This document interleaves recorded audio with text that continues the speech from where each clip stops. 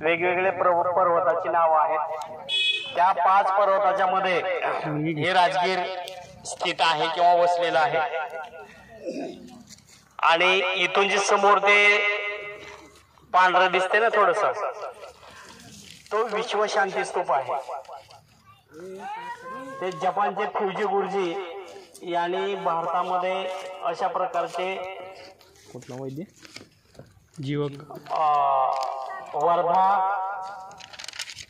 वैशाली, राजगीर आणि तिबेटमध्ये असे 4 विश्वशांती स्तूप बांधलेले आहेत. जीवक आश्रम जपानचे फ्युजी गुरुजी. आणि त्या वरी स्तूपाला जाण्यासाठी ते रोपवे आहेत. त्या रोपवेनं जायचं असतं. मेंटेनन्स चालू असल्यामुळे आज रोपवे बंद आहे. वरून पाहिलं तर उजव्या हाताला एक पर्वतरांग आहे. ती गिधाडाच्या आकाराची पर्वतरांग आहे. म्हणजे वरून जर पाहिलं तर ते गिधाडासारखी त्या पर्वताचा आकार दिसतो, म्हणून त्याला गृध्रकूट पर्वत म्हणतात. तर त्या गृध्रकूट पर्वतावर तथागत भगवंताचं वास्तव्य होतं. प्रथमतः राजा बिंबिसार यांच्या राज्यात ज्यावेळेस सिद्धार्थ गौतम आले आणि आल्यानंतर ते त्या नगरीमध्ये, राजगीर नगरीमध्ये फिरत होते. त्या राजा बिंबिसारला कोणीतरी रस्त्यावरच्या लोकांनी जाऊन सांगितलं की एक राजकुमार, कारण सिद्धार्थ गौतम राजकुमार असल्यामुळे दिसायला सुंदर होता, राजबिंड शरीर होतं, रूपवान होता, देखणा होता. आणि म्हणून लोकांनी जाऊन सांगितलं की कोणतरी एक राजकुमार भिक्षा मागत फिरतायत म्हणून. त्यावेळेस राजा बिंबिसारनं सिद्धार्थ गौतमाला आपल्या राजवाड्यात बोलावलं आणि त्यांना सांगितलं, चौकशी केली. त्यावेळेस त्यांच्या लक्षात आलं की हे आपल्या जवळच्याच, आता मित्र म्हणायला हरकत नाही, तर त्यांचा मुलगा हा आहे, राजा शुद्धोधनचा मुलगा आहे. आणि मग राजा बिंबिसारनं सिद्धार्थ गौतमाला सांगितलं की गौतमा, तू हे असं करू नको, तू राजकुमार आहेस, तू राजा होणार आहेस, तुला भिक्षा मागणं आणि फिरणं हे बरोबर दिसत नाही, तर तुला मी माझं राज्य, अर्ध राज्य देतो. जरी तुझं निरंजना नदीच्या, रोहिणी नदीच्या पाण्यावरून भांडण झालं असेल, तुला तिथून गृहत्याग करण्याची वेळ जरी आलेली असेल, तरी मी अर्ध राज्य माझ्यातलं तुला देतो, परंतु याच्यापासून परावर्त हो. परंतु सिद्धार्थ गौतमानं निश्चय केलेला होता की मी ज्या कारणासाठी बाहेर निघालेलो आहे ते पूर्ण झाल्याशिवाय, किंवा ज्या कामासाठी बाहेर निघालेलो आहे, किंवा ज्याच्यासाठी मी बाहेर जातोय ते माझं इप्सित साध्य झाल्याशिवाय मी कधीही माघार हटणार नाही. आणि मग त्यावेळेस राजा बिंबिसारने सिद्धार्थ गौतमांना विनंती केली होती की ज्या सत्व प्राप्त होईल, बोधी प्राप्त होईल, त्यावेळेस पहिल्यांदा माझ्या राज्यामध्ये या. म्हणून तथागत ज्ञान प्राप्तीनंतर या राजा बिंबिसारच्या नगरीमध्ये आल्यानंतर त्यांचं वास्तव्य बराचसा काळ या गृध्रकूट पर्वतावर होतं. इकडं गृध्रकूट पर्वत आहे, त्या गृध्रकूट पर्वतावर त्यांचं वास्तव्य होतं. आणि याच ठिकाणी तिथं राजा अजातशत्रूच्या सांगण्यावरून त्यांचा जो सिद्धार्थ गौतमाचा जो भाऊ होता किंवा आत्याचा मुलगा होता देवदत्त, तोही संगमामध्ये सामील झालेला होता. आणि त्यांनी सिद्धार्थ त्यावेळेस भगवंताच्या पायावर शिळा टाकलेली होती. तेही ठिकाण तिथेच आहे त्या गृध्रकूट पर्वतावर. आणि मग पायाला थोडीशी जखम झालेली, ती जखम दुरुस्त करण्याचं काम ते डॉक्टर जीवकने केलेलं होतं. आणि त्या डॉक्टर जीवकचं हे आम्रवन आहे. आपण जे बसलेलो आहोत ते त्या डॉक्टरचा जीवकचा आम्रवन आहे. डॉक्टर जीवक हे कोण होते, तर या राजा बिंबिसारच्या नगरीमध्ये जसं लिच्छवीच्या राज्यामध्ये आम्रपाली गणिका होती, त्याच पद्धतीची शीलवती नावाची एक गणिका या राजगीरमध्ये होती किंवा राजगीरच्या राज्यामध्ये होती. त्या शीलवतीला अनावरस पुत्र हा अपघात झालेला होता जीवक. आणि मग त्या शीलवतीला असं वाटायचं की माझ्यापेक्षा ती आम्रपाली सुंदर नाही, मी तिच्यापेक्षा सुंदर आहे, तिच्यापेक्षा मी सुंदर आहे.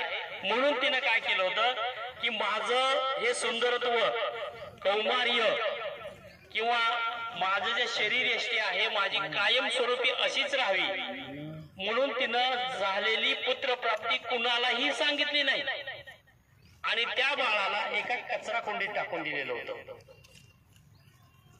त्या शीलवतीनं आपल्या बाळाला कचरा कोंडीत टाकलं आणि गरोदर राहिल्यानंतर तिनं आजारपणाचं डोंग घेतलं आणि आजारपणाचं डोंग घेऊन ती घराच्या बाहेरच निघाली नाही.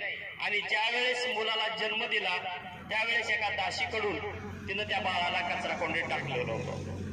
आणि मग एक दिवस तसाच त्याच वेळेस या राजाचा राजकुमार अभयकुमार यानं त्या राजकुमारनं त्या डॉक्टर जीवकला त्या बाळाला बाहेर काढलं, त्याचं पालन पोषण केलं आणि पालन पोषण करून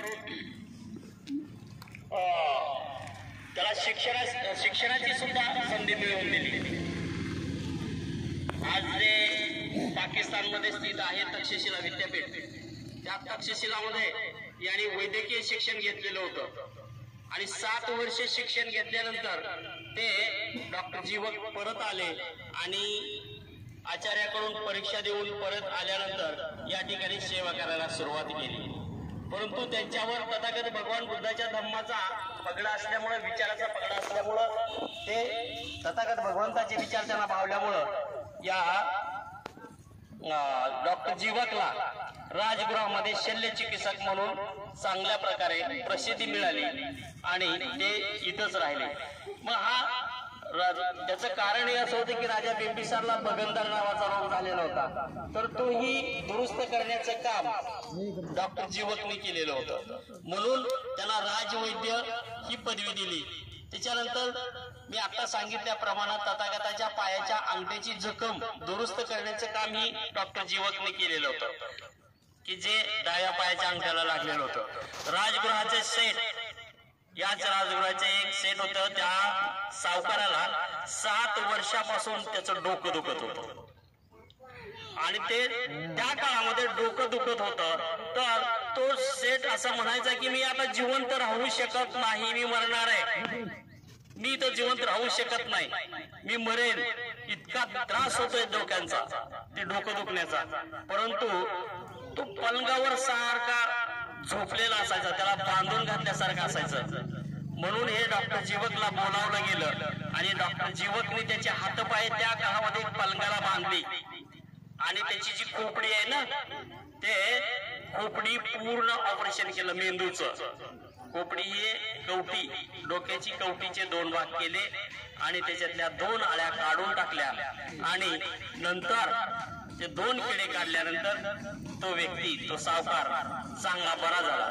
आणि मग त्यावेळेस 100,000 शिक्के त्या सावकारानं डॉक्टर जीवकला दिलेले होते. त्याच्यानंतर उज्जैनचा राजा चंद्रप्रदूत याला सुद्धा पंडुरोग झाला होता. त्याचं तर खूप एक वैशिष्ट्य असं आहे की त्याला पंडुरोग झाला होता आणि त्याला तुपातलं काही चालत नव्हतं. तो इतका म्हणजे त्रासून गेलेला होता. प्रत्येक वैद्य येऊन गेला, त्या वैद्याने त्याला औषधं दिली, पण त्या पंडुरोग, त्या चंद्रप्रदूतचा तो पंडुरोग बरा झाला नव्हता. मग त्याला कुणीतरी सांगितलं की राजगीरमध्ये एक डॉक्टर जीवक नावाची व्यक्ती आहे आणि ते हुशार आहेत, ते ऑपरेशन करू शकतात किंवा त्यांच्याकडून ते तो आजार बरा होऊ शकतो. आणि मग त्या राजा चंद्रप्रदूतनं सेवक पाठवले, नौकर पाठवले आणि या जीवकला त्या ठिकाणी घेऊन गेले त्यांच्या राज्या उज्जैनला. आणि तिथं नेल्यानंतर आता डॉक्टर जीवकला सांगितलं होतं की हा असा आजार आहे आणि डॉक्टर जीवकने त्याला दुसऱ्या लोकांनी सांगितलं होतं की यांना तुपातली औषधं चालत नाही त्या चंद्रप्रदूतला. आणि मग असं सांगितल्यानंतर आता ह्याला तर तुपातली औषधं द्यायला पाहिजे होती. डॉक्टर जीवक म्हणले की आता ह्यांना तुपातल्या औषधाशिवाय दुसरा पर्याय नाही, यांना तुपातलीच औषधं द्यावी लागतात, तुपातून खाल्ल्याशिवाय हा आजार बरा होणार नाही. म्हणून डॉक्टर जीवकनी त्याच्यामध्ये गाव मिसळला. गाव एक रंग गाव असतो ना लाल, तो गाव मिसळला, तूप मिसळ, औषध दिलं. पण ते औषध देण्याच्या अगोदर नोकराला सांगितलं, त्या राजालाही सांगितलं की माझी राहण्याची व्यवस्था वेगळी करावी लागेल. माझ्याजवळ कुठलीही व्यक्ती तुम्ही ठेवायची नाही. मी एकटा राहणार आणि माझ्या ज्या ठिकाणी मी वास्तव्य करणार आहे, थांबणार आहे, तिथे एका हत्ती सुद्धा तिथे जवळ असला पाहिजे. पण त्याला वाटलं काहीतरी असेल यांचं, म्हणून त्या तुपातली औषधं काशाय वर्ण रंगाच्या मध्ये काशाय गंधक, काशाय रस असे अनेक औषधं एकत्र करून त्यांनी काय केलं, त्या चंडप्रदूतला दिले.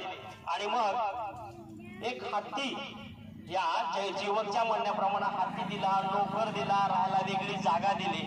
आणि डॉक्टर जीवकनं काय केलं, सगळी औषधं त्या राजाला दिली चंडप्रदूतला. आणि रात्रीच त्यानं काय केलं, तिथून पलायन केलं. त्या हत्तीवर बसले, भद्रावती नावाची जी हत्ती होती त्या हत्तीवर बसले आणि तिथून पलायन केलं, म्हणजे पळून आले राजगीरला. इथं पळून आल्यानंतर बऱ्याच दिवसांनी, मग काही दिवसांनी त्या राजाला फरक पडला, आजार बरा झाला. राजाने तिथून सेवक पाठवले इथं आणि तुम्हाला आमच्या राजाने बोलावलंय म्हणून सांगितलं. डॉक्टर जीवक घाबरले, आता माझं काही खरं नाही, त्यांचा आजार जर बरा झालाय आणि तुपातली औषधं जर त्यांना वास आला असेल, जर कळालं असेल तर माझं काही खरं नाही. त्याने अगोदर सांगितलं होतं की जो व्यक्ती तुपातली औषध देईल किंवा त्या राजाला जे तूप खायला देईल त्याने तो राजा जिवंत ठेवत नाही. आता माझं काही खरं नाही म्हटलं, घाबरून गेलं हे जीवक. तरी सुद्धा डॉक्टर जीवक गेले आणि तिथं गेल्यानंतर त्यांचा त्या चंडप्रदूत राजाला इतका मोठा सत्कार केला. एक उंची वस्त्र दिलं त्यांना, अत्युच्च कोटीची शाल दिली की त्याची किंमतच करू शकत नाही. एवढी महागातली शाल डॉक्टर जीवकला दिली. आणि मग ती डॉक्टर जीवकची शाल घेऊन परत आले. आणि मग इथं आल्यानंतर ते डॉक्टर जीवकला वाटलं की ही शाल मी वापरण्याच्या लायकीचा नाही, माझ्याही पेक्षा श्रेष्ठ राजा आहे, भगवंत आहेत, ही शाल माझ्या उपयोगाची नाही. म्हणून ती अत्युच्च कोटीची शाल त्यांनी काय केली, भगवंताला दान दिली. त्यावेळेस पासून सुद्धा भगवंताला दान देण्याची प्रथा सुरू झाली. असे अनेक आजार बरे केलेले हे डॉक्टर जीवक. आणि त्यांनी याच ठिकाणी, हे आम्रवन होतं, या ठिकाणी एक विहार बनवलं भगवंतासाठी. आणि ते विहार बनवून ते विहार भगवंताला दान दिलेलं होतं. ते हे डॉक्टर जीवकचं आम्रवन म्हणून आज त्याचे आपण खंडर पाहतो. आणखी काय कोणाला याच्यामध्ये, आणखी काय कोणाला